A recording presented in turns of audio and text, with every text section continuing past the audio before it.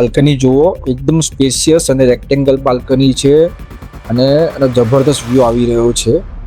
અને આ કિચન જુઓ તમે, એકદમ સેપરેટ કિચન છે અને આરામથી 4 જણા ગરબા રમી શકે ડીજે મૂકીને, એટલું સ્પેશિયસ એલ શેપનું કિચન છે. તો આજે આપણે એક્સપ્લોર કરીશું એક 420 સ્ક્વેર યાર્ડનો જાયન્ટ 4 BHK ફ્લેટ જે લોકેટેડ છે TP 44 એરિયામાં અને 3 કાર પાર્કિંગ સાથે અવેલેબલ છે.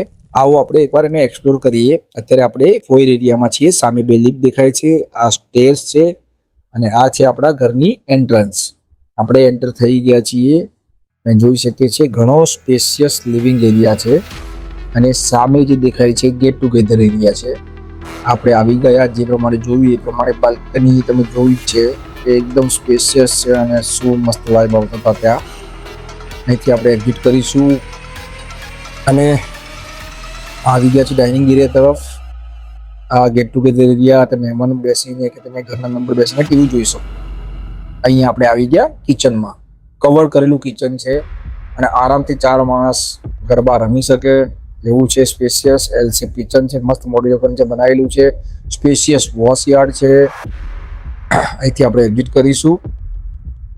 આ છે ડાઇનિંગ એરિયા, ઘણો સ્પેશિયસ ફ્લેટ છે, એકદમ ખુલ્લું બધું લાગે છે.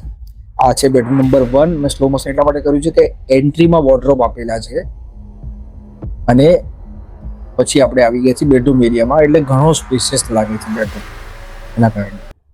આ એનું એટેચ બાથરૂમ છે પણ આપણે વ્યૂ નહોતું કર્યું. અહીંથી આપણે એક્ઝિટ કરીશું અને આ આવી ગયું કોમન બાથરૂમ અને વોશ એરિયા છે. આ છે બેડરૂમ નંબર 2, જેમાં એન્ટ્રીમાં જ એટેચ બાથરૂમ આપેલું છે અને આ છે બેડરૂમ એરિયા. સામે વોર્ડરોબ અને બેડ મૂક્યો છે, ઘણું સ્પેશિયસ લાગે છે એના પછી પણ. અહીંથી આપણે એક્ઝિટ કરીશું. આ છે બેડરૂમ નંબર 3. અહીંયા ઓનરે મંદિરની સ્થાપના કરેલી છે અને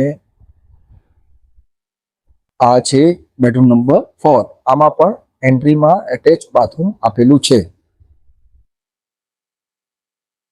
અને હવે બેડરૂમને વ્યૂ કરીશું. ઘણો સ્પેશિયસ બેડ છે આ પણ. તો 420 વારનો giant 4 BHK flat 3 car parking સાથે અવેલેબલ છે TP 44 માં. કમેન્ટ કરો, ડિટેલ્સ DM આવશે તમને. Thank you.